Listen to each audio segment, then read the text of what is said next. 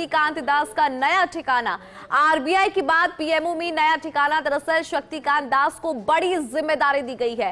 PM Modi की प्रधान सचिव 2 की ये बड़ी जिम्मेदारी उनको सौंपी गई। पूर्व आरबीआई गवर्नर है शक्तिकांत दास।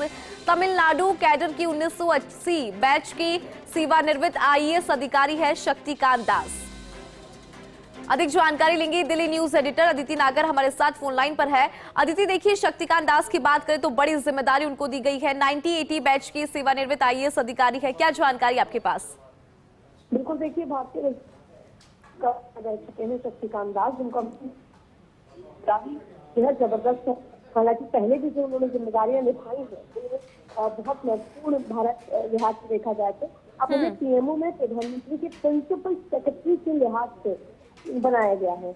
ये अपने आप में बहुत महत्वपूर्ण है। प्रिंसिपल सेक्रेटरी का रोल सरकार को सुचारू रूप से चलाना, कैबिनेट के फैसलों से संबंधित तमाम तरीके की बड़ी जिम्मेदारी होती है।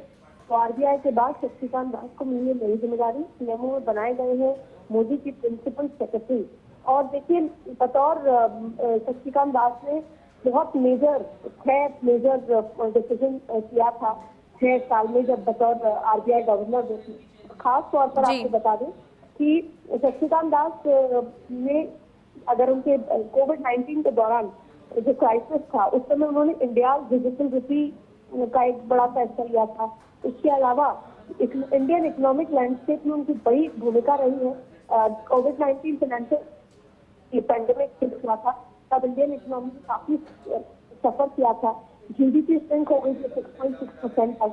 इसके अलावा अगर बात करें तो आरबीआई ने इंट्रोड्यूस किया था 6 मंथ लोन मोरेटोरियम, जिससे हेल्प किया था लगभग 7 मिलियन बोरोवर्स को, और इससे इकोनॉमिक स्टिमुलेट हुई थी। तो ये एक बड़ा फैसला उन्होंने लिया। उसके बाद इंडियन डिजिटल करेंसी रेवोल्यूशन लेकर आए थे शक्तिकांत दास। ये उन्हीं की लीडरशिप में हुआ था जब इंडिया ने सिग्निफिकेंट डिजिटल फाइनेंस लॉन्च किया था। Central bank digital currency, CBDC कहा जाता था। तो 2022 का मैं आपको जिक्र कर रही हूँ। इसके अलावा बहुत सारे पायलट प्रोजेक्ट इनके अंदर में आए थे। जब 2024 में भी रिटेल यूजर्स के लिए बहुत सारी अलग अलग डिजिटल रुपी की फैसिलिटीज थी जो बहुत काम आई थी, जिसको कराया भी गया था। फिर विड्रॉल ऑफ 2000 नोट का जिक्र अपन करते हैं कि 2000 नोट विड्रॉ, ये भी कैश मैनेजमेंट के तहत ही फैसला लिया गया था और ये मई में हुआ था 2023 में। और ये आरबीआई ने अनाउंस किया था जब विड्रॉल के 2000 नोट, ये सोचते हुए कि लिक्विडिटी और रिड्यूसिंग जो काउंटर कीपिंग है उसकी रिस्क को रिड्यूस करना है। तब भी ये फैसला इन्हीं के अंदर में हुआ था 2000। तो इसको लेकर भी बहुत जो है सराहना मिली थी। और इसके साथ साथ आपको बताएं कि बैंकिंग सिस्टम को मजबूत करने में शक्तिकांत दास का बहुत महत्वपूर्ण रोल था। उसको लेकर भी जैसे नॉन परफॉर्मिंग एसेट थे, उसको कैसे बदला जाए, परफॉर्मिंग एसेट में इंट्रोड्यूस किया जाए, उसको लेकर काफी सारे supervisory system improvement Indian banking system में निर्णय किए थे। इसके साथ साथ आपको बताएं कि इसके बाद ये बैंकिंग इंप्रूवमेंट के बाद लगभग 4.5 टाइम बैंकिंग सेक्टर में, बहुत प्राइवेट बैंकिंग सेक्टर में बहुत प्रॉफिटेबिलिटी हुई थी।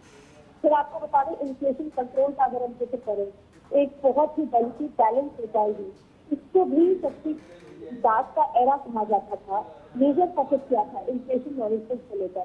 और एक्सटर्नल अगर बहुत सारी तरीके का जो सप्लाई डिस्ट्रक्शन होता है, प्राइस फ्लक्चुएशन होता है, जब इन्फ्लेशन होता है, उन सबको भी 2016 के दौरान पर काफी कुछ तरीके से बैलेंस किया गया था कि कैसे आरबीआई ने इन्फ्लेशन को बैलेंस किया, ये भी इनके अंदर में हुआ था। इसके अलावा अगर बताएं तो फाइनेंशियल इंक्लूजन और डिजिटल पेमेंट, यानी कि यूपीआई का हम दुनिया भर में जिक्र करते हैं कि भारत की यूपीआई बहुत स्ट्रॉन्ग है और पूरे जो दूसरे देशों में यूपीआई को कॉपी करना चाहते हैं।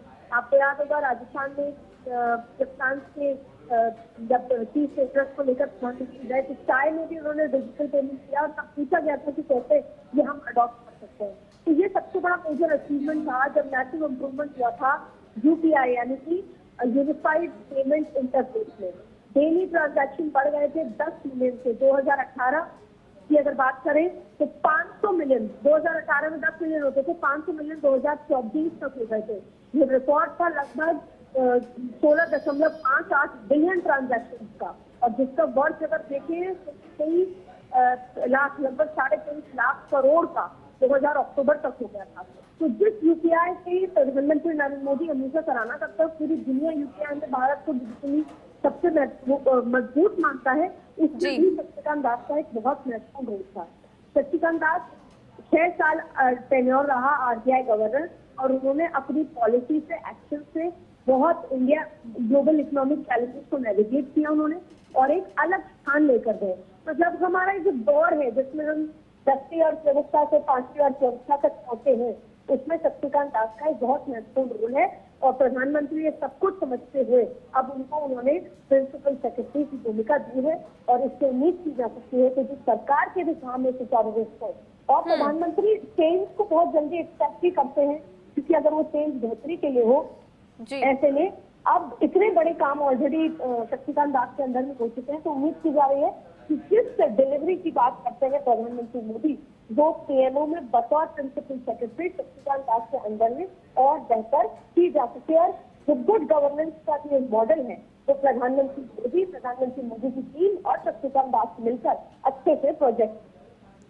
बिल्कुल अदिति, बहुत शुक्रिया, आपने विस्तार से समझाया कि किस तरह से उनको ये महत्वपूर्ण जिम्मेदारी दी गई है। हम आपको वो ऑर्डर भी दिखा रही हैं जो सामने आए हैं फर्स्ट ऑन फर्स्ट इंडिया, ये विजुअल्स हम आपको दिखा रही हैं। हमारे साथ दिल्ली न्यूज एडिटर अदिति थी, जिन्होंने विस्तार से जानकारी दी कि किस तरह से अब ये बड़ी जिम्मेदारी उनको दी गई है। दरअसल शक्तिकांत दास को यहाँ पर बड़ी जिम्मेदारी दी गई, महत्वपूर्ण जिम्मेदारी है। पीएम मोदी के प्रधान सचिव 2 की जिम्मेदारी दी गई शक्तिकांत दास को।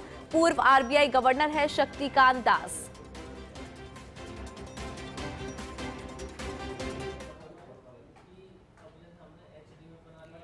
तो महत्वपूर्ण जानकारी आपको दे रही है फर्स्ट ऑन फर्स्ट इंडिया, ये विजुअल्स भी हमने आपको दिखाए।